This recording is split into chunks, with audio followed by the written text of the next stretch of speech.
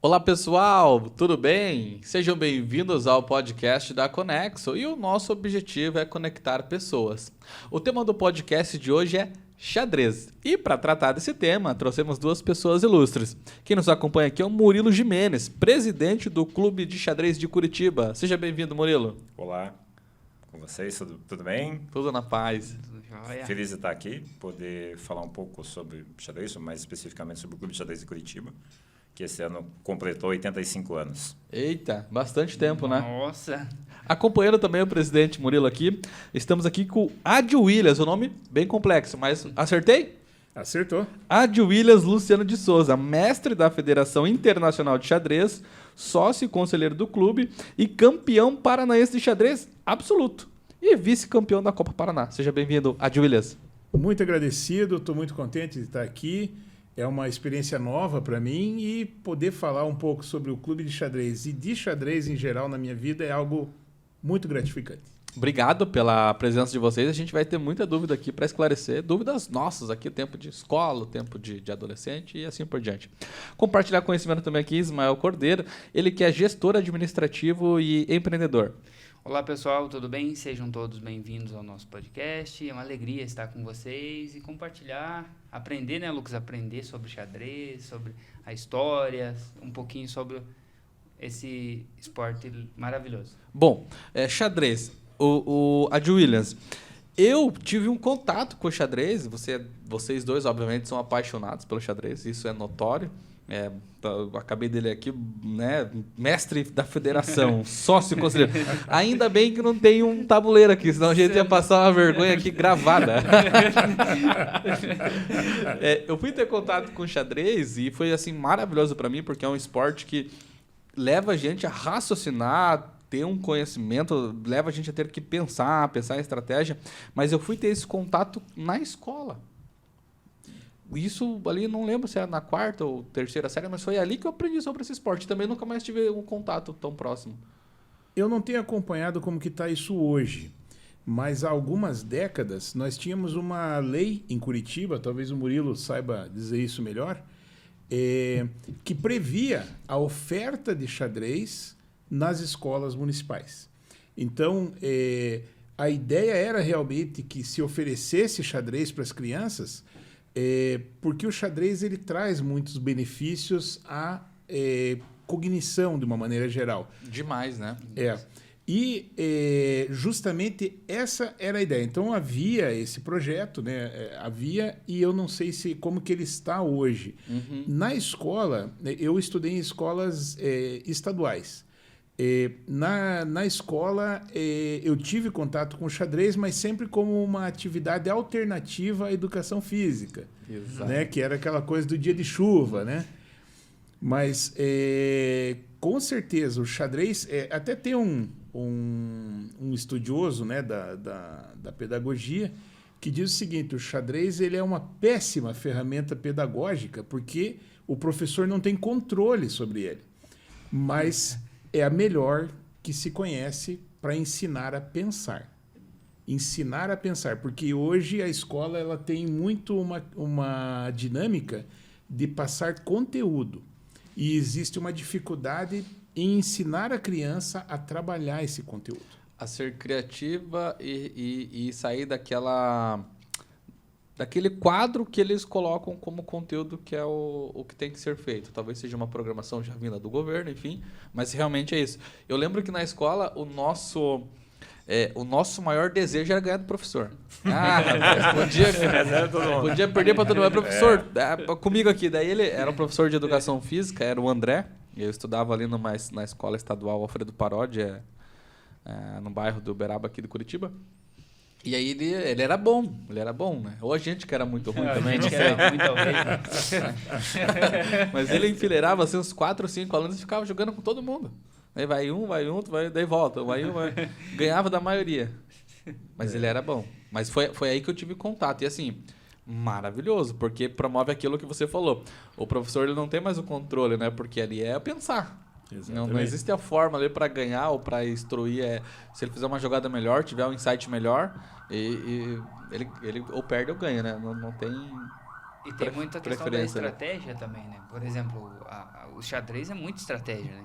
Então, não depende muito, não depende é lógico que é preciso saber, aprender, treinar, mas acho que a estratégia define o jogo do xadrez, né? Eu podia te dizer o seguinte, que a probabilidade de vocês, por exemplo, que não jogam, jogar com o Ed Williams, por exemplo, vamos dizer assim, que chama o mestre, é quase zero de vocês conseguirem ganhar dele. Né? Então, matematicamente específico. Não vai ter Que sorte. bom que a gente já não arrisca.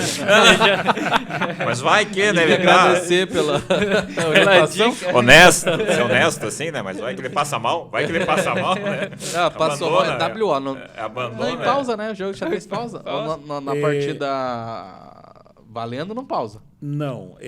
Nas partidas oficiais, existe um controle de tempo.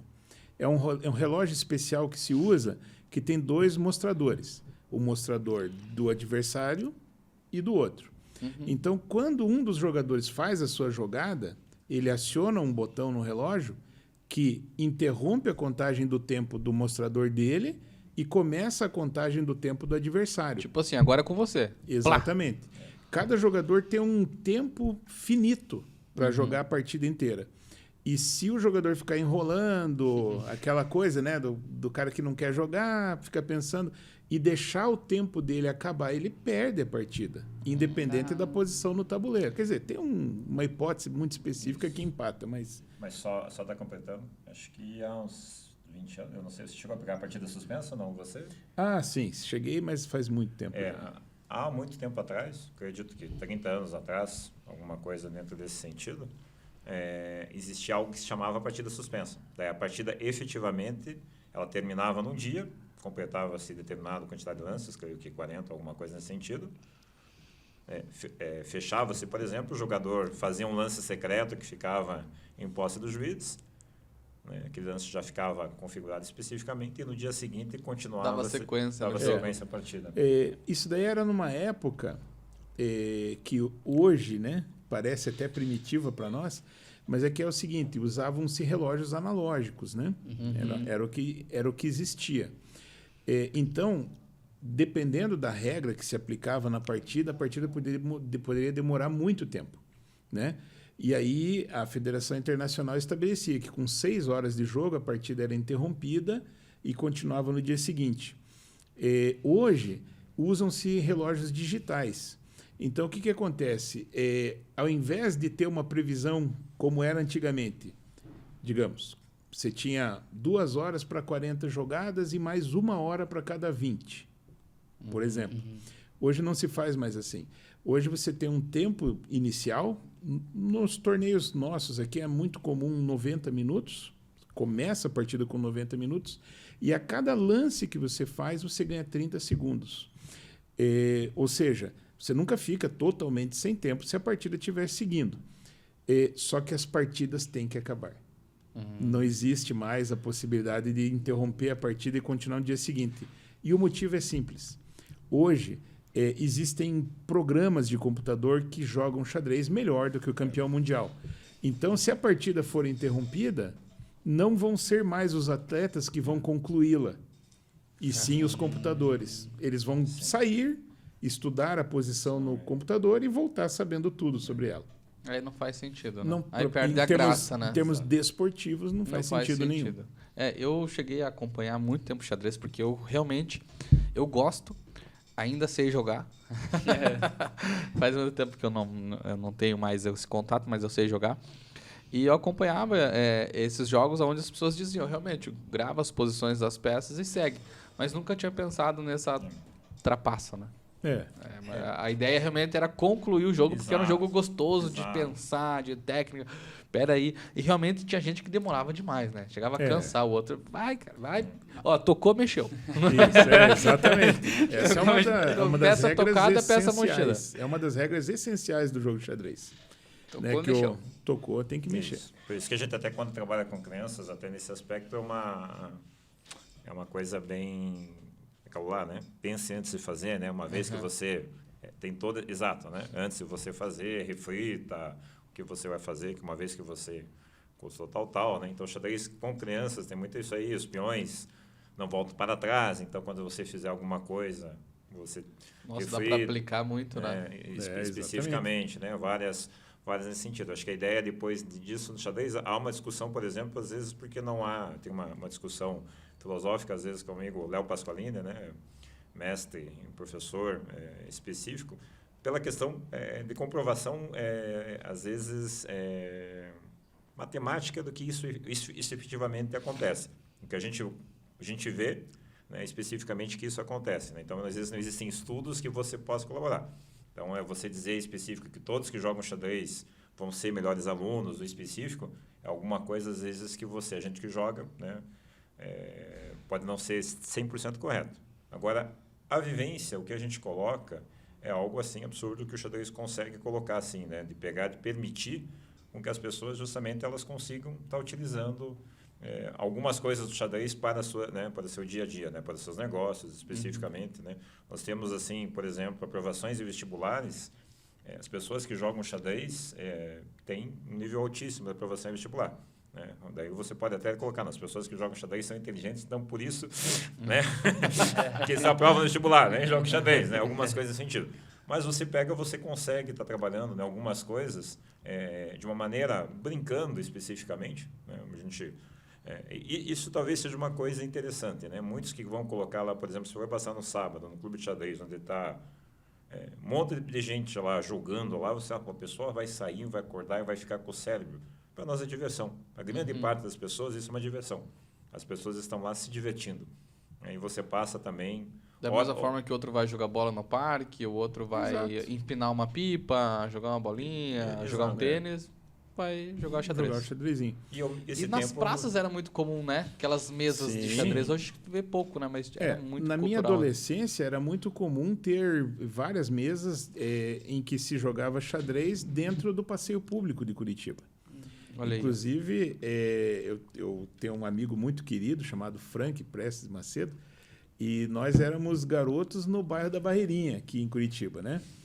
E eu de uma família muito, muito, muito pobre, e ele um pouquinho melhor, e era comum a gente pegar num domingo ou num sábado, vir andando da Barreirinha até o passeio público para jogar xadrez.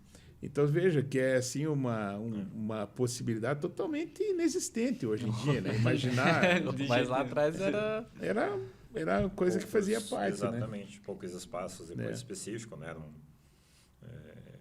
Isso, por exemplo, hoje, em nível de espaço, por exemplo, porque mesmo hoje, né? Você tem espaços da biblioteca pública, você tem o Clube de Xadrez Abstenso, Clube de Xadrez até iniciação, Clube de Xadrez que é aberta à comunidade, depois especificamente tem um perfil muito isso, até de acolhedores, essas crianças que junto à Fundação Cultural.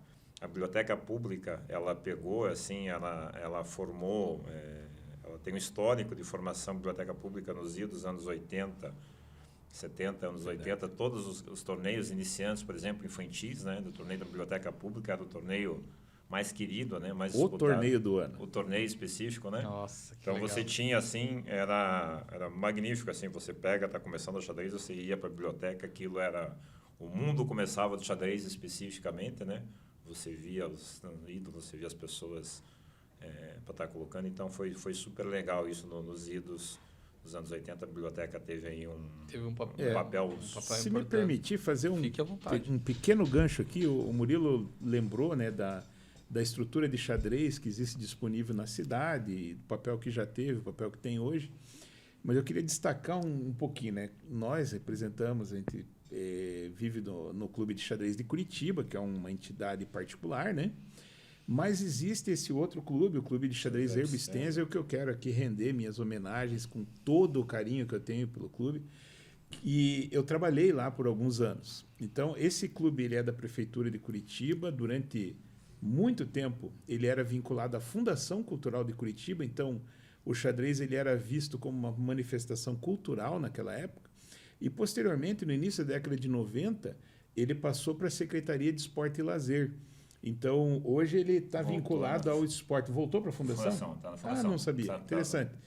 Mas, de qualquer maneira, o Clube de Xadrez Herbistense ele foi muito importante na disseminação do xadrez em Curitiba, muito mesmo, porque lá nos primórdios, né, inclusive eu aprendi a gostar de xadrez de verdade. Eu já jogava mas aprendi a gostar e descobri que existia todo esse universo do xadrez, do esporte, né? Por meio do Clube de Xadrez Herbistense. Então, como que funcionava lá nos anos 80, né? Que é quando eu era moleque, né? Logo ali. E logo ali. Havia o clube, que ficava no centro da cidade, né? E os professores vinculados ao clube de xadrez, né? Funcionários da Prefeitura de Curitiba, eles iam às bibliotecas de bairro dar aulas. Então, dentro do Parque da Barreirinha, e eu, né, sou da Barreirinha, tinha uma biblioteca, né? E ia uma vez por semana, né? O nosso querido Valentim Steckel, né? E dava aulas de xadrez para nós lá, eu e a molecada ali da Barreirinha. Muitos anos depois, né, disso, já no começo dos anos 90, eu virei funcionário da Prefeitura de Curitiba, fiquei alguns anos, né, depois saí, e nesse período também, eu trabalhava no clube, mas também ia às bibliotecas de bairro. Posteriormente, essas bibliotecas acabaram perdendo espaço, né? Foram criados os faróis do saber. Antes do Farol do Saber? Antes do Farol do Saber. Eu sou do Farol do Saber para frente. Então, antes já tinha essa cultura da biblioteca. Sim, sim. Cada bairro praticamente tinha uma biblioteca. Maravilhoso. Assim, é muito interessante o formato e tal. E depois, com os faróis do saber, mudou um pouquinho. E também, com o Farol do Saber, já havia aquela integração com a internet. Então, a pegada era outra, exatamente. Então, assim, eu aprendi lá na biblioteca, então o Valentim vinha, dava aulas para a piazada, a gente se matava lá jogando entre nós, né? Mas, assim, o enfoque, a loucura, o momento eram dos torneios no clube, em que a molecada das bibliotecas ia disputar eventos no clube de xadrez, né? E daí tinha toda aquela disputa de uma biblioteca contra a outra. Biblioteca top. Um contra o outro ali e tal, né? Era muito legal. Eu conhecia, só pontuando, filho, eu conheci o xadrez na Olimpíada Escolar, que tinha essa parte, tinha vários jogos, né, e eu aprendi a jogar xadrez nas Olimpíadas Escolares. Então, eu não conheci nessa época, fui conhecer na escola, aprendi a jogar, mas também não dei sequência, né? Só aprendi a jogar, mas tipo o básico. Você falou com relação ao tempo, que hoje tem que acabar durante o dia. Tem partidas que acabam rápidas e outras que se estendem bastante hora, por isso que tem as regras, inclusive, agora? Sim. Dentro do xadrez existem modalidades, né? Desde aquilo que se utiliza na Olimpíada de xadrez, né? Inclusive, isso é um detalhe interessante, tá? O xadrez, ele faz uma Olimpíada separada. O xadrez é esporte olímpico, reconhecido pelo Comitê Olímpico Internacional, já foi esporte de apresentação em Olimpíada e tudo mais. 2000, Sydney, na Austrália. Mas o xadrez tem a sua Olimpíada separada porque simplesmente não cabe o xadrez na Olimpíada normal. Para vocês terem uma ideia, são mais de 170 equipes jogando a Olimpíada de xadrez. Além dos países formalmente reconhecidos, né, pela ONU, existem algumas associações internacionais que são aceitas pela Federação Internacional para disputar a Olimpíada, como, por exemplo, a Associação dos Deficientes Visuais, né? Então, há uma equipe de pessoas com deficiência visual integrada por gente de vários países diferentes, né? Então, existe toda essa estrutura e eu acabei de perceber que eu me perdi um pouquinho. Eu comecei a falar... O tempo. O tempo. Então, o que acontece? Existem algumas modalidades no xadrez. Normalmente, nas competições mais importantes, né, esse tempo é mais longo. Né? Por exemplo, nós tivemos agora, recentemente, a disputa do título mundial, em que um chinês conquistou o título. A disputa foi entre um chinês e um russo. Né? Então, o nosso atual campeão mundial é um chinês. Ali, cada jogador começava a partida com 90 minutos, ganhava 30 segundos adicionais a cada jogada, e depois de um número de lances que eu não me lembro qual era, eles ganhavam 1 hora ou meia hora adicional e continuavam recebendo os 30 segundos por lance. Então, a partida longa que pode chegar a 6 horas e meia de duração. É bem puxado. Em competições como as que a gente organiza aqui em Curitiba, no Clube de Xadrez, o tempo da Copa Paraná, por exemplo, assim, dos torneios mais pensados que a gente tem, normalmente são de 90 minutos iniciais com 30 segundos adicionais por lance. Só que esses são torneios mais sérios, que valem um título mais importante, alguma coisa assim. No nosso dia a dia, nós jogamos basicamente 2 modalidades bem mais rápidas, né? O xadrez rápido, que varia um pouco, mas no geral a gente joga com 15 minutos para cada jogador, com um adicional de 5 segundos por lance. Então, essas partidas dificilmente duram mais do que uns 40, 45 minutos. Esse pra gente boa, que tá afiado. Tá afiado ali. E o Rapidinho. Blitz, né, que é o antigo xadrez relâmpago, esse você começa normalmente com 3 minutos, com um adicional de 2 segundos por lance. Então, a partida, no máximo, uns 10 minutinhos já é. De flecha, a partida. Deixa eu só dar um aspecto, por exemplo, quanto tempo demora uma partida.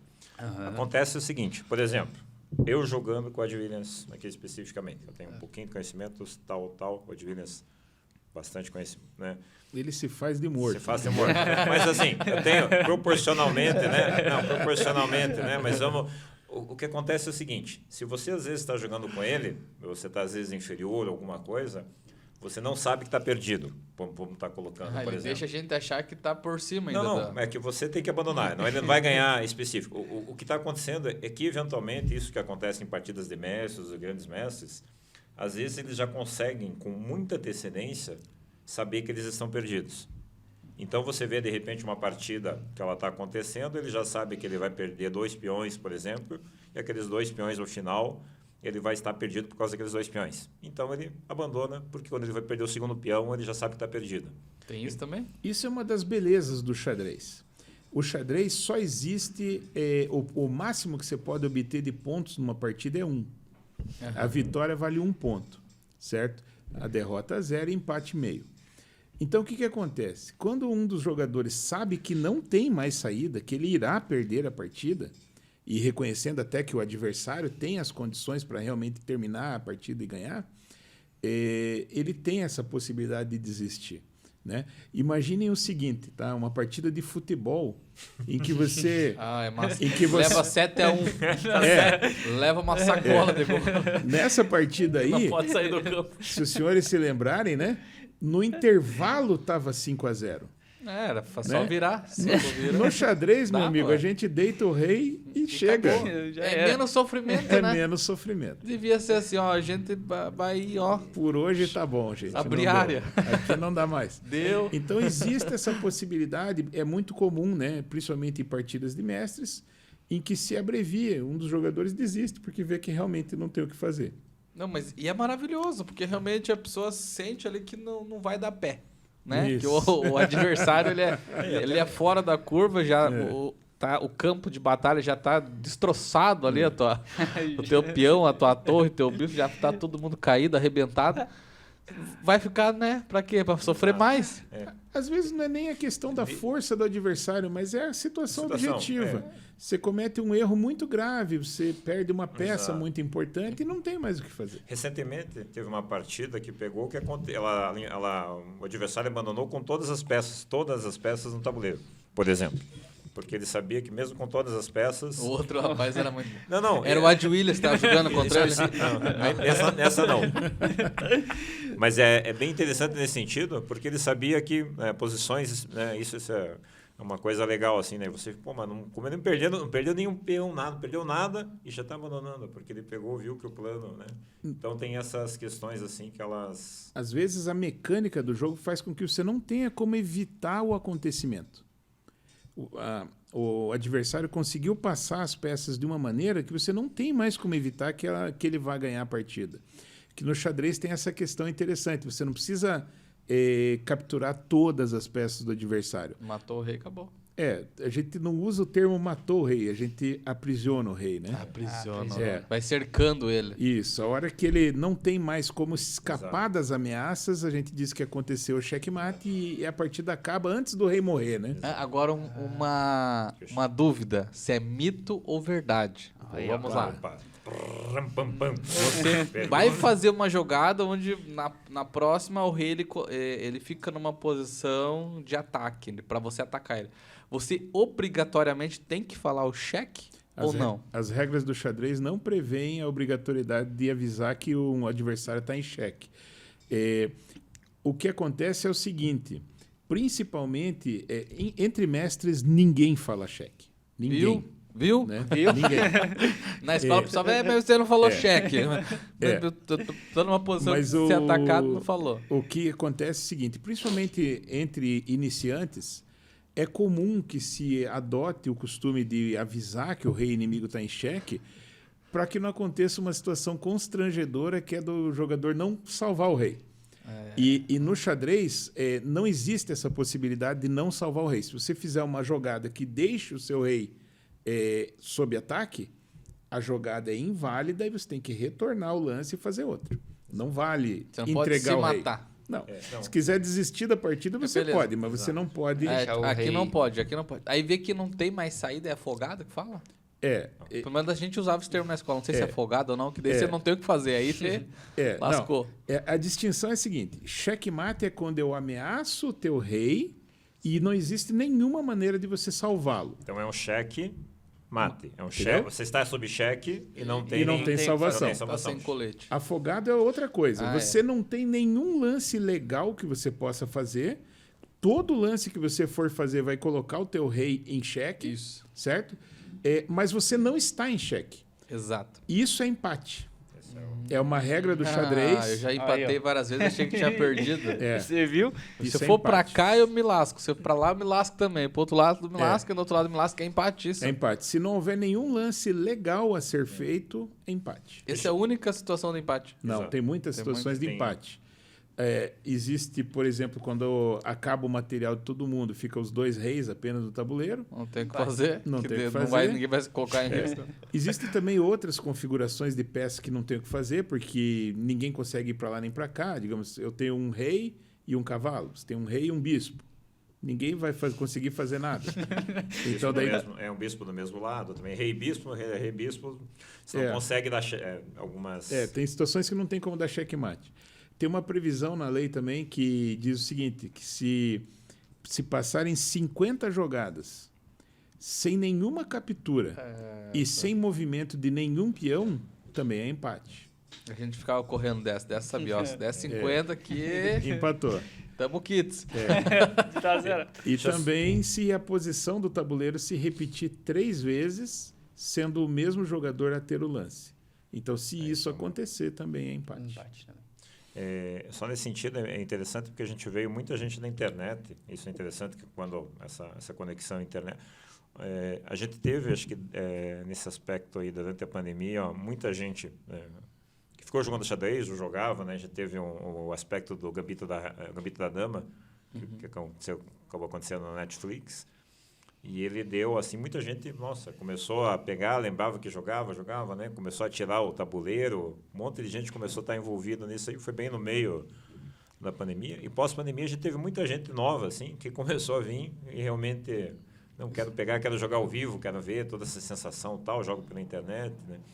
E daí você vê essa conexão, se a gente tem esse detalhe, né? Quando você joga pela internet, pelo computador, o computador não te permite que você faça um lance irregular. Então, se você tentar colocar teu rei em xeque, por exemplo, você tentar fazer, ele vai pegar, ele vai dar um vermelhinho, vai dar uma pitada, enfim, vai dar algum tipo de sinal, de aviso, que você não consegue, aquele lance lá é um lance irregular. Já na vida cotidiana, isso não é verdade, exatamente. Então, as pessoas vêm, então tem até por hábito dizer, o pessoal quando vem jogar a primeira vez e tal, o pessoal da internet só tome cuidado, né? O cheque aqui não é avisado, né? Não precisa ser dado cheque, especificamente. E acontece muito desse tipo de aspecto de colocar o rei, de não ver isso daí, né? Isso é uma questão do xadrez online. Muita gente que joga super bem online, pega, coloca, e às vezes quando Se vem lasca, na né? prática... Se lasca na Exatamente. Né? Aí Até- pega vocês ali e você fala isso. É um outro específico. E isso é uma questão interessante, porque o xadrez ao vivo, nada substitui a emoção. Né? A emoção, é você pegar, você ver o adversário, você pega, né? A gente quando é criança, dorzinha na barriga, tal, aquilo pega, né? Sua, alguns aspectos bem nesse sentido, que são aspectos realmente de pressão, nervoso, quando você vai, que te antecede uma partida. Isso é uma coisa que, assim, a gente lembra de criança, lá, as primeiras partidas, toda aquela emoção, aquele aspecto, é uma coisa super legal. E o xadrez vai estar lá. Então, as pessoas são muito boas, às vezes, sem essa pressão. Online. Quando chegam, né, você pega, a pessoa treme, né? As pessoas, né? Eu tinha um japonês que estudava na mesma sala que eu. O japonês. O japonês sabe como é que é, né? Inteligente. Rapaz, ele vê que ele ia perder, ele assim, correr. Desiste. Eu falei, não. Perde certinho. Que merda que a gente vai ter se não ganhar certo. E outra coisa que deixava a gente chateado, assim, pé da vida... Acho que não pode fazer isso, né? Igual o sinuca, eu acho, né? Você tá jogando, de repente, vem o papagaio de fora aqui. Dá palpite. Cuidado lá, vai pegar teu rei. Cuidado com teu peão lá, mexe teu peão na casa e tal. Não pode também, né? Não pode. A gente chama isso daí corriqueiramente de peru. Dando uma piruada, dando uma piruada na partida. Exatamente. Pô, bicho. Você pode piruar Porra, com os outros, né? Piruar toda com uma os outros sobre a estratégia partida. aqui. Agora, E em competições oficiais, né, a intervenção de ajuda externa, mesmo que não seja solicitada pelo jogador, mas a intervenção de ajuda externa pode conduzir à anulação da partida, né, ter que ser jogada de novo, ou eventualmente o jogador, caso ele tenha buscado essa ajuda externa, ele vai perder o ponto. Deixa eu Então, contar é bem sério contar um caso aqui, que eu determinada vez estava jogando uma partida num torneio sul-brasileiro escolar, estava tendo aqui, daí eles fazem, além das crianças, eles fazem dos adultos, ali, os professores que estão acompanhando. E nesse caso, estou jogando minha partidinha, daqui a pouco vem aqui meu filho Guilherme, vem chegando perto, chega no meu ouvido e fala: joga ali, pai! Aquela sua cara assim, olhando assim, você olha aquilo lá, não sabe o que fazer e tal, né?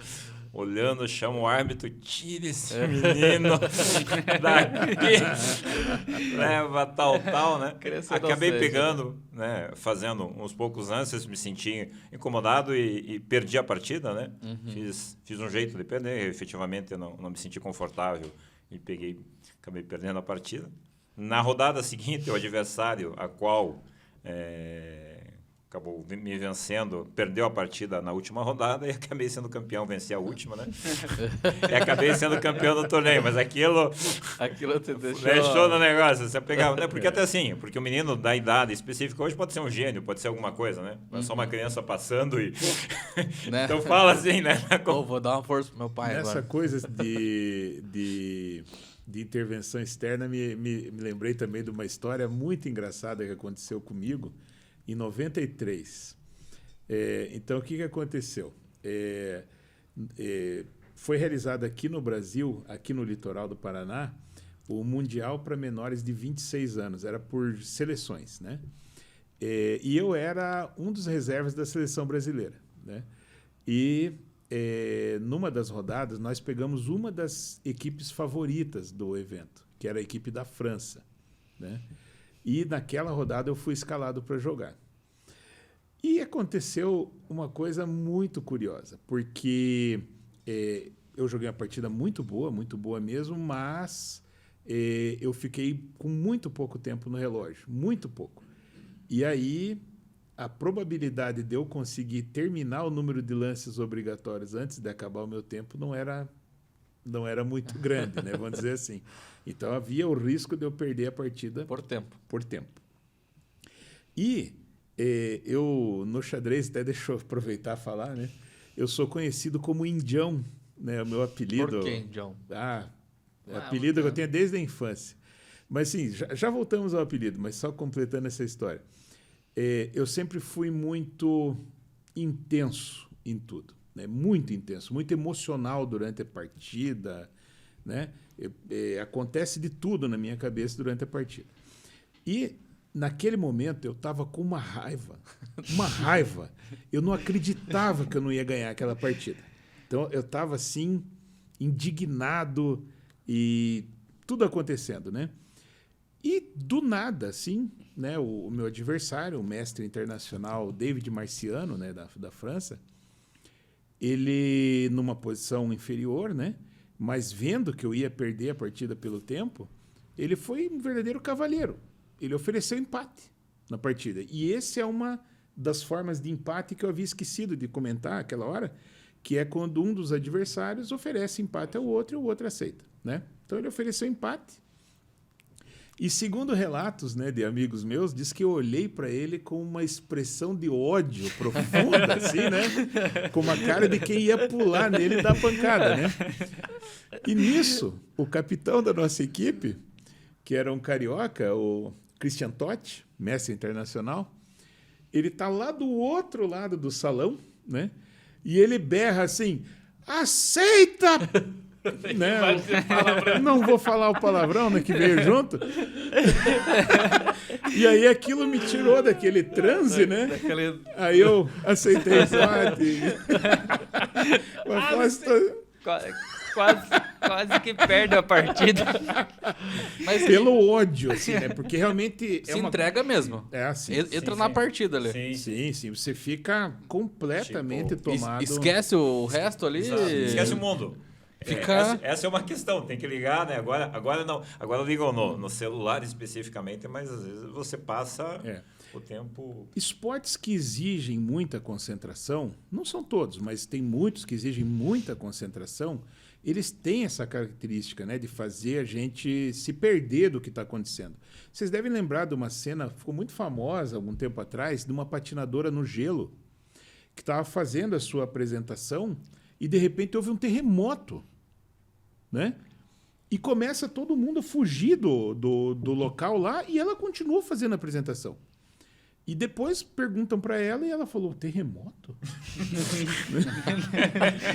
Não. Entendeu? Então, no xadrez, isso também é muito comum. Em determinadas partidas, você se dissocia do que está acontecendo fora totalmente, fica completamente focado ali. E isso é uma das qualidades que o xadrez ajuda a desenvolver na criança. Porque tem muita criança que tem dificuldade de focar, né? Que é bastante dispersiva nas atividades do dia. O xadrez ajuda nisso. Então, o xadrez ele desenvolve qualidades. Até deixa eu retomar uma outra questão que a gente falou antes aqui, que a gente falou da inteligência e não sei o quê. Tem um comediante brasileiro, a frase é atribuída a tantos deles diferentes, mas eu sei que um dos que é atribuído essa frase é o Milor Fernandes. Não sei se a frase é dele mesmo ou não. Mas que diz o seguinte, o xadrez desenvolve uma inteligência que só serve para jogar xadrez. Não é bem verdade, mas o que eu queria dizer, né? o que eu queria dizer é o seguinte, o xadrez ele melhora as tuas qualidades da inteligência, certo? Não quer dizer que quem joga xadrez vai ser o cara mais inteligente do bairro, não é isso. Mas ele vai ser melhor do que ele era antes. É esse o ponto. Então, tem muita criança que vem para o xadrez e acaba melhorando em algum aspecto. O meu aspecto, isso, né, quando a minha mãe ouvir esse podcast, ela vai poder certamente confirmar, é o seguinte, quando eu comecei a jogar xadrez, isso... lá com 11 anos, mais ou menos, a treinar xadrez, eu comecei a chegar limpo em casa. Eu chegava vermelho de barro, né? Eu era daquelas crianças terríveis, assim. E minha mãe comenta isso, que de repente eu comecei a chegar limpo.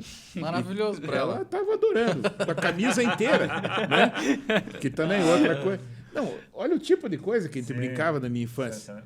A gente desmontava a caixa de papelão, aí tinha uma rampa descida. A gente chamava de barroca, né? Barroca. Vamos usar um termo bonito, era um declive.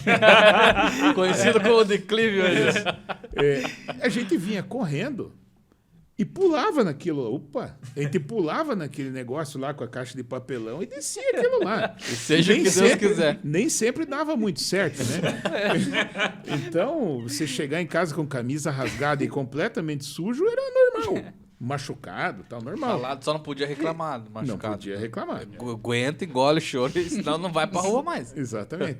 E então, assim, minha mãe fala muito disso, né? De começar a chegar limpo. Mas, claro que isso influenciou toda a minha vida, né? Tipo, eu já tinha algumas habilidades, foram melhoradas, como xadrez. Algumas que eu não tinha, eu consegui desenvolver um pouco. Então, isso é muito comum. Eu acho maravilhoso o xadrez, porque realmente ele acentua algumas qualidades que às vezes a criança nem sabe que tem ou realmente acaba desenvolvendo outras. Só pra gente finalizar aqui a parte sobre o esporte, e depois eu vou entrar na parte da associação. Eu acho que assim, ó, todo esportista de alto nível, ele faz esse tipo de entrega. Sim, de alto nível. Sim. Que é o que brilha os olhos, é o que arde no coração, porque é aquilo que ele tem de repente, ou que é o propósito dele, né? Porque eu acho que é tão legal quando a pessoa encontra o propósito dela, né? Que tudo fica mais fácil, ela se entrega de verdade. Aquilo que você falou, não acredito que eu vou perder, porque agora o outro lá naquela intensidade, todo mundo naquela atmosfera, sentindo a hora que foi cedido o empate, que foi muito nobre também pela parte do francês, entendendo que você estava um nível assim, mas não era pelo tempo que ele queria vencê-lo, ele queria vencê-lo por qualidade, não por tempo. Exatamente. Então foi muito nobre e parabéns também pela entrega.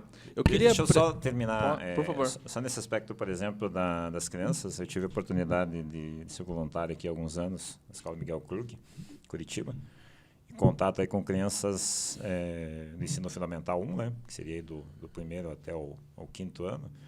E a experiência que a gente tinha de pais, de colocando, por exemplo, como se eles melhoraram em outras matérias depois que começaram no xadrez, era super legal. Isso era um insight que a gente tinha, né? Então, assim, logicamente a gente tem lá, se alguém pegar, se desenvolver bem no xadrez e ser super legal, ser um campeão, né? Nós tivemos até um Ícaro lá que eu peguei no comecinho, super elétrico, o menino não parava quase no negócio, e eu vi, daqui a pouco o menino foi campeão de um circuito checkmate que nós temos em Curitiba com 250 crianças. Você vê aquele menino, né? Então, como o xadrez pega, por exemplo, de você pegar alguém que é elétrico, por exemplo, naquela hora conseguir focar, e isso focar em estudos especificamente, conseguir ter, que é como ferramenta, né, de apoio, todas as escolas que têm normalmente xadrez, as que não têm querem ter xadrez, as que tiveram querem voltar a ter, porque eles têm esse histórico de estar colocando. Isso é super legal aí da gente pontuar também. Tá pontuando nesse só sentido. Um comentáriozinho. E uma das coisas interessantes que a gente observa, eu também dei aula de xadrez durante alguns anos, é o seguinte, é uma ilusão achar que aquele garotinho introvertido, quietinho e tal, que ele é o cara que é talhado para o xadrez. Não necessariamente. Muitas vezes o moleque que é aquele capetinha é o que vai se dar melhor. Porque o xadrez ele consome muita energia, muita energia. E nesse sentido, muitas vezes a criança que tem muita energia desperdiçada no seu dia a dia, a gente consegue canalizar aquilo no xadrez e ela acaba conseguindo ser mais calma em outras situações, aprende a controlar impulsos. Aquilo que a gente falou no começo, né? Se tocou na peça, tem que jogar. Não volta para trás, uma série de regras. Tem que, ele vai aprendendo a controlar o impulso. Isso daí faz muito bem na vida da criançada. Muito bem. E hoje tem sido... nós tivemos agora o campeão de tênis, especificamente, o nome do Sérgio, o Djokovic, depois específico, foi visto antes com o Bjorn Borg, não foi com o Bjorn Borg, foi com outros sueco. Jogando xadrez, por exemplo, eles começaram, por exemplo, a estar jogando xadrez, por exemplo, né? Alguns atletas começam a pegar, justamente para entrar naquele pré-jogo especificamente, de concentração, de foco específico, né? Isso é uma das coisas bem legais, assim, que começam a estar colocando. Outras coisas é que hoje o xadrez, por exemplo, da nossa época, começou a estar colocando que essa entrega que o Adjulian se referiu, o consumo energético, o consumo de energia durante uma partida de xadrez é algo absurdo, num nível elevado, né? E você vê hoje, por exemplo, o anterior, o Magnus Carlsen, por exemplo, né, que foi agora ex-campeão mundial, A questão atlética, por exemplo, que ele passou a colocar nos últimos 10 anos, quando você vê hoje um atleta de xadrez, quando estava disputando, o pessoal tem academia, fazendo, né, preparação, academia, porque se consome uma Muita energia, né? E não se parece, né, porque você está só Não. pensando. Então, você utiliza isso aí. Você está utilizando também o xadrez, por exemplo, hoje o esporte, para você ajudar em foco, concentração de qualquer outro esporte. Nós tivemos agora com o Instituto Ícaro, ele pega lá para as criancinhas, lá que ele pega lá, ele tem um projeto aqui com o Guga também, por exemplo, e tem xadrez e tênis. Olha, Né? Então, mesclando mesclando especificamente, então, para as crianças pegarem e terem essas duas, né, essas ideias de você pegar, participar. E a questão do xadrez, eu pego só, para a gente estar colocando, eu acho que um dos grandes enxadristas que eu peguei, assim, que para mim é o Garrincha, daí, por exemplo, que ele não sabia depois, mas eu lembro de uma pérola do Garrincha, que o Garrincha chega, você vai lá, passa por aqueles 2, dribla aqueles 3, tal, pega e faz o gol, né? Da qual ele fala, mas o senhor combinou com eles, não?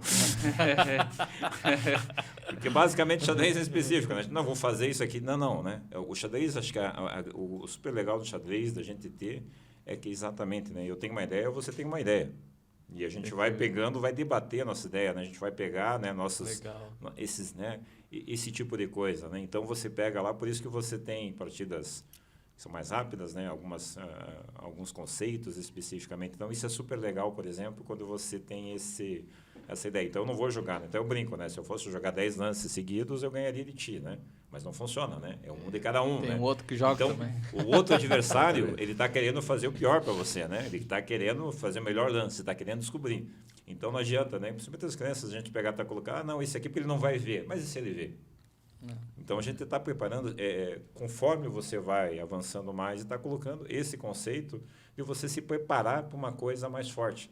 E não simplesmente não para aquilo lá, porque ele não vai pegar aquilo, eu vou acontecer, eu vou ganhar rápido, específico, né? E acho que hoje uma questão que a gente vê muito, talvez essa não nos jovens, que a gente tem uma coisa, que é a questão da frustração, por exemplo, de não perder, esse tipo de coisa, né? A gente teve agora até exemplos, né, por esse sentido, que foi para a escola, tal, não quer fazer mais aula porque está perdendo todas, tal, né? Bem-vindo ao mundo, né? Porque daí ele fica na bolha, na redoma dele, as pessoas... E assim, ó, né? Que é tudo O que perfeito, eu mais vitória, pego né? assim, né? Faz mil entre mil crianças como chorar. Quando ela perde uma partida, aí você diz para ela, você sabe que é nas derrotas que você mais aprende. Ela olha para você, aquela chorada e tal, né? Eu falo, não, mas quando alguém derrota você, significa que você ainda precisa melhorar um pouco, precisa estudar mais, né? Precisa ser, né? Chora mais um pouco lá no negócio assim. Mas é legal que faz parte, né? Para alguém ganhar, alguém tem que perder. E o que a gente exatamente, né? O que a gente coloca dentro desse sentido, que quanto mais você fizer isso, quanto mais você se envolver, se dispor a perder, especificamente a aprender, né? Eu recentemente, até para os iniciantes, eu falei, né? Olha, o que a gente está aqui, o que a gente está aprendendo aqui, somos todos iniciantes em graus diferentes, né? A gente pega também específico. A diferença que a gente tem que tentar é não fazer o mesmo erro. Nós vamos fazer erros diferentes. Posso errar coisas diferentes. Exato, não, mas não aquele eu já sei que aquele lá é errado. Então vamos tentar não fazer esse, mas vocês vão errar. E vão errar muito especificamente, e vão errar menos, vão errar um pouco menos, daqui a pouco. E vai melhorando, E subindo o nível e bem-vindo. até chegar ali numa posição igual o Adwilas. Né? E eu tenho uma geração, mas a gente é saudosista especificamente, e hoje até, tive uma visita hoje de manhã, a gente colocou talvez esse impacto da geração nova com uma geração, né, dos cinquentões específicos. Nós temos muito mestres, por exemplo, nessa geração, um pouco menos já nas gerações, né? Apesar de toda a quantidade de informação e tudo isso que você tem, isso é uma coisa assim que às vezes a gente vê, né? Por que uma geração que era movida a livrinhos, né, a anotações, né, assim que nós aprendíamos, né? A gente pega lá na minha infância ainda tem anotações que a gente pegava na mão mesmo, a gente pegava um compartilhava com o outro para tentar avançar naquelas posições, enfim, algumas coisas assim onde a gente aprendia. E isso é uma questão, né? Hoje o excesso de informação, você tem bilhões, assim. E o problema do excesso de informação é que quem não tem muito claro o que ela quer, ela se perde. Sim. Vê um monte de coisa, tudo acontecendo ao mesmo tempo, aí fica, para onde que eu vou? E agora? Daqui eu vou para cá, aqui eu vou para cá. Não, tem que concentrar, que o xadrez auxilia a concentração, foco. Se você tocou nisso, segue com essa aqui mesmo e beleza. Se não der certo, corrige a rota. Ou perdeu e começa de novo. O que eu ia perguntar para vocês em relação ao Clube do Xadrez? Eu ia perguntar quanto tempo que ele tem, mas já estou vendo ali que ele foi fundado em 28 de janeiro de 1938. e tem 85 anos, é quase que um centenário aí, né? Exatamente. Qual é o propósito do Clube do Xadrez, presidente? Bom, o propósito do Clube de Xadrez de Curitiba é a gente está difundindo o xadrez na cidade de Curitiba, né? E arredores, especificamente.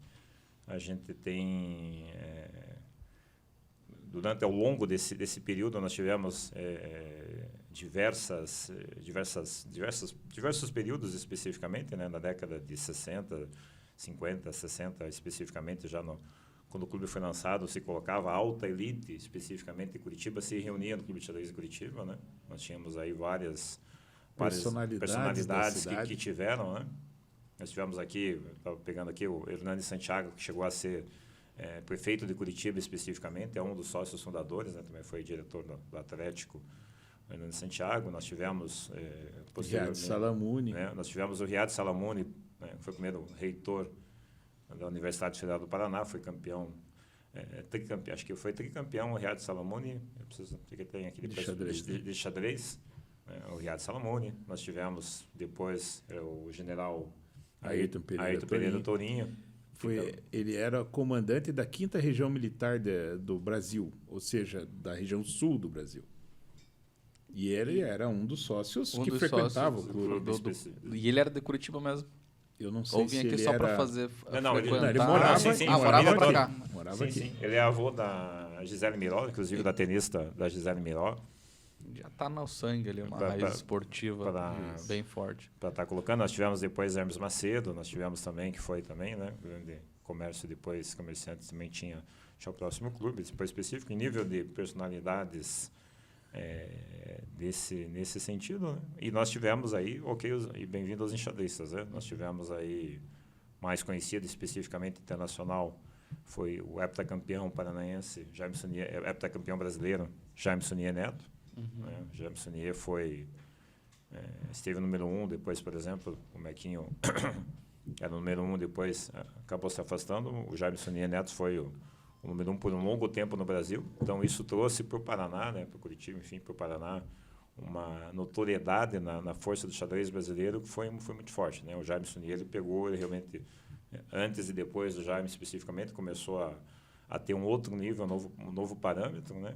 E nós aqui, que eu digo até por eles, assim, né, nas mesmas proporções, a gente aprende por osmose, né? Por estar junto depois, né? Essa força, eu sempre brinco, por exemplo, né, que eu tive, além do Jaime Sunier, que é grande mestre, nós temos mais aqui outro grande mestre, que é o Geraldo Matsura também, né, Ponta Grossa, Maringá, morou aqui conosco também específico, e mais recentemente, outro menino aí que a gente pegou, viu gatinhando basicamente no clube, que é o Alex Fier, né? Alexandre Fier também. Esse é um cidadão, como o pai dele ele tem um CEP do mundo, né? Ele tem uma caixa postal, algum lugar para você precisar pegar, né? Já não é um cidadão, mas enfim, família de Curitiba depois específico, na Feira de São Luciano, da Dona Leica, e está aqui, né? São grandes mestres. Esses são os expoentes, assim, né? São aqueles que são os mais... Nós temos o mestre internacional Rodrigo Sconzi da Silva, também já participou da Olimpíada, integrando a seleção brasileira em Olimpíada, é fortíssimo. Né? Então, por isso, eu digo que a minha geração eu só teve isso, né? Eu tive... É só fera, a verdade é essa, né? Na minha... É um aqui que foi campeão para cá, exato. A minha geração, que é dos cadetes, eu tenho um grande mestre, eu tenho um mestre internacional, depois eu tenho o Alcir Rogério Calçado, nosso vice aqui também, que é campeão paranaense. Nós temos outro que foi campeão catarinense, Marco Cordeiro. E era assim que nós jogávamos, assim, na biblioteca. Era essa gurizada que eu jogava na biblioteca. Né? Então, todos viraram especificamente... Hoje, se a gente for fazer uma análise, Curitiba, região metropolitana, é um berço muito forte do xadrez. Muito forte. Bem reconhecido a nível nacional. Reconhecido. Vamos dizer assim... Nós temos um grupo de jogadores que você não tem tantos expoentes, né? Assim, na atualidade tem ali 1, 2, 3, mas o grupo de jogadores é muito forte, né? Inclusive, a gente sempre brinca, né? Que existe a maldição de Curitiba, né? Porque quando são realizados torneios aqui e vêm grandes mestres de fora... É muito raro ele passar ileso. É muito raro. Sempre eles levam uma bordoadinha do Levam pra leve. casa. Exatamente. Sempre leva. Um carimbo de Curitiba. Carimbo. Pá, leva Que aqui. Tem uma história muito curiosa que aconteceu num evento há uns 2 ou 3 anos, que foi o seguinte. O grande mestre de São Paulo, Krikor Mkhitaryan, um jogador fortíssimo, várias vezes campeão brasileiro, fortíssimo mesmo. Ele veio para Curitiba jogar uma competição no clube de xadrez. E no clube ele tem mais de um salão, né? Tem o que a gente chama de aquário, né, que cabem 6 mesas. Ali normalmente ficam as partidas mais importantes, porque tem uma parede de vidro. E daí você consegue assistir essas partidas sem atrapalhar os jogadores, né? Que é importante. E daí tem os salões mais comuns, vamos dizer assim, onde fica a rapaziada que está se quebrando, né? E enquanto os mestres, né, os líderes, ficam disputando lá dentro do aquário. E nesse torneio que o Krikor estava aqui, o Assir Calçado, que ele se referiu aqui, que é vice-presidente do clube de xadrez, ele, caminhando pelo salão, né, ele para do lado do Krikor, que está de pé, olhando para uma mesa, né? E daí o Assir para do lado dele, começa a olhar a partida, e daí comenta assim, que droga, hein? E o Krikor responde, eu tô jogando aqui, cara. O Assir nem imaginava que ele não estava no aquário.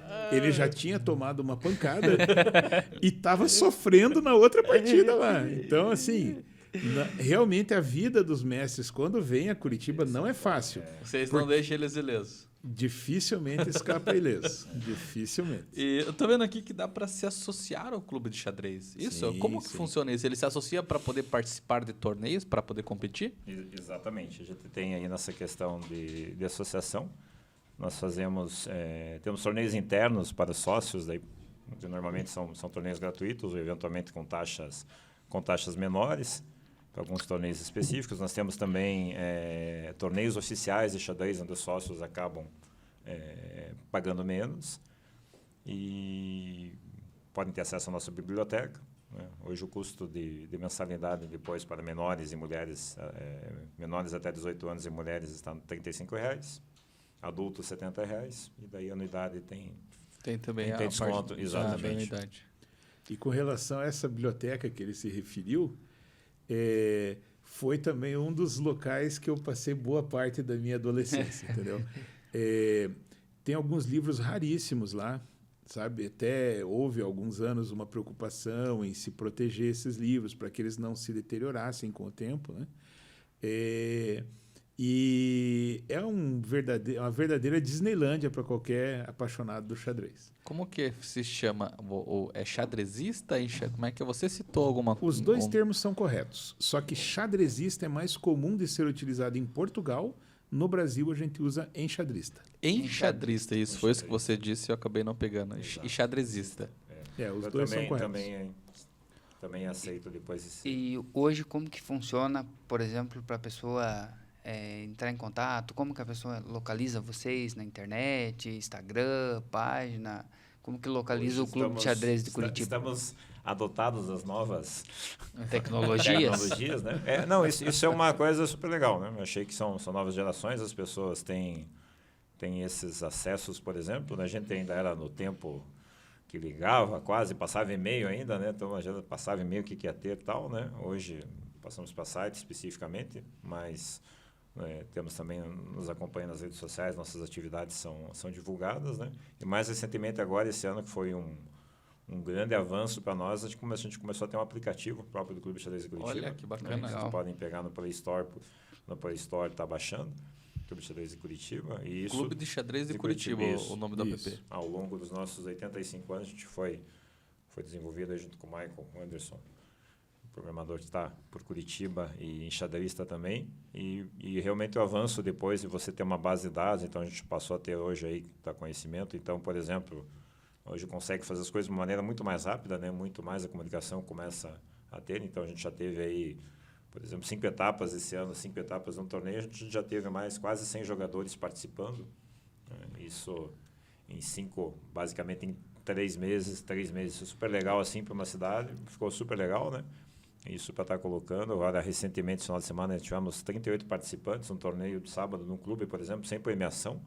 Isso é muito forte. Depois, se a gente for estar colocando em nível Brasil, por exemplo, várias pessoas fazem torneios com remuneração, com premiação especificamente, e não conseguem ter isso aqui. A gente consegue fazendo isso aqui no nosso octogenário aqui. Bom, é realmente...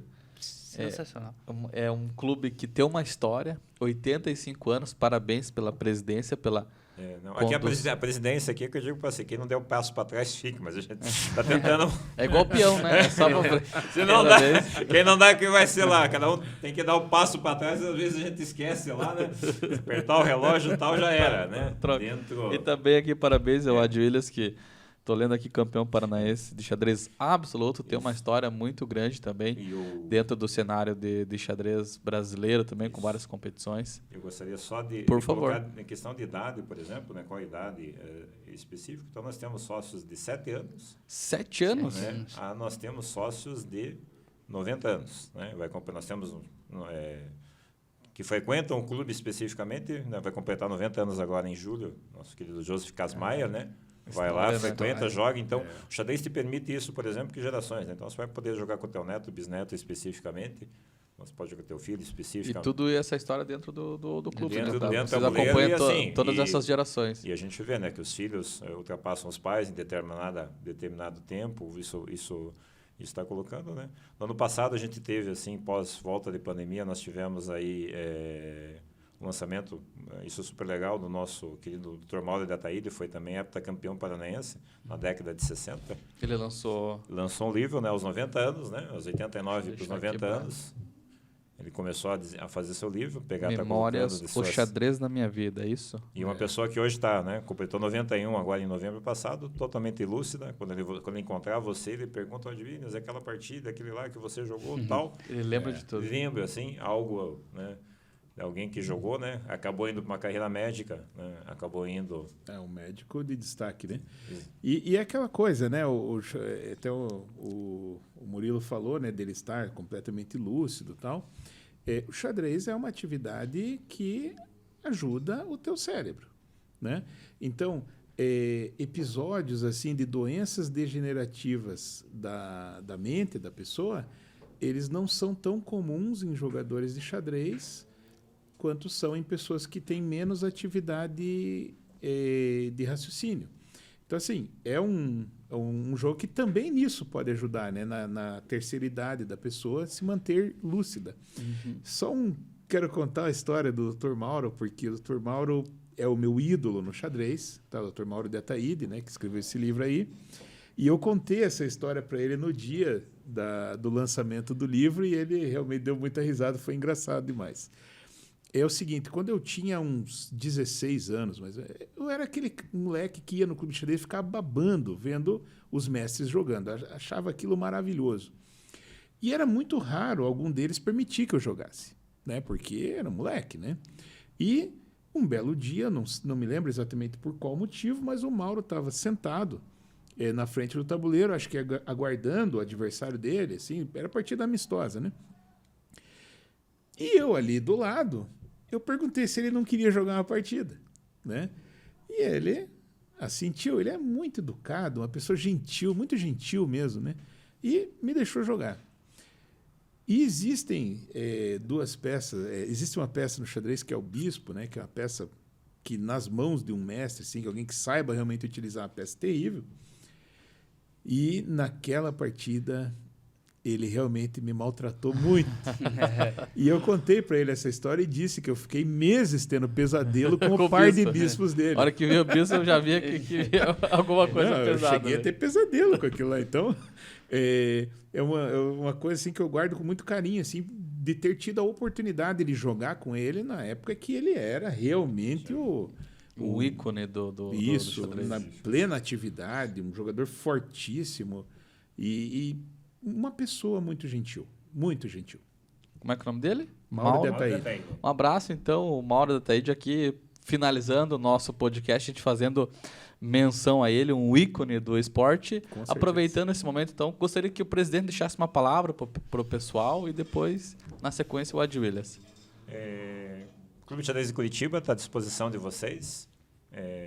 Ficou o convite para aqueles que ainda não conhecem, passar nos visitar, né? Tá passando uma tarde conosco, uma manhã, dentro da disponibilidade de vocês. A gente passou agora, nós temos aulas de xadrez também, tanto para iniciante, com a professora Nábila, nós temos também agora xadrez avançado com o professor mestre Bolívar Gonzalez, mestre filho também, Bolívar Gonzalez, o tal campeão da Copa Paraná, co-campeão, né? Foram os dois campeões, e foi a questão de desempate aí que foram os dois, né? Os dois ficaram em primeiro e segundo nesse último torneio. Então, a possibilidade de você ter uma relação com jogadores fortes, e jogadores de todos os níveis, né? Mas, enfim, para aqueles que querem brincar, eu digo lá, né? Quiserem brincar, venham brincar conosco, né? A gente está sempre à disposição e será um prazer estar recebendo vocês. Obrigado, Murilo, pela presença. Adi Williams, deixa uma mensagem para o pessoal que nos assiste. Jogue xadrez. Isso dê a oportunidade para os seus filhos conhecerem xadrez.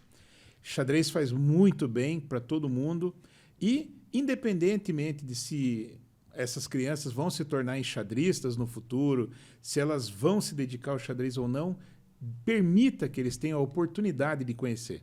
É um mundo maravilhoso e eu recomendo de coração. Obrigado. Ismael, deixa uma palavra para o pessoal que nos acompanha.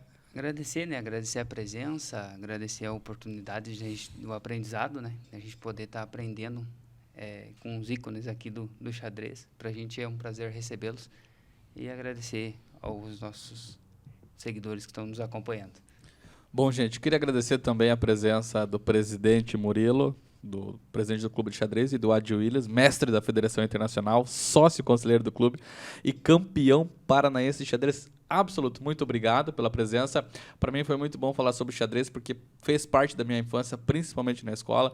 Tudo aquilo que você falou de concentração, de desenvolvimento de pessoas, de crianças, realmente isso aconteceu comigo. Então o xadrez promove isso. E você que está nos acompanhando, se tiver a oportunidade de conhecer, pesquisar nas redes sociais sobre o Clube de Xadrez de Curitiba, faça isso, entre em contato também, tem como se associar. E você que nos acompanha, nos assiste, deixe o seu like, compartilhe esse vídeo e até o próximo podcast.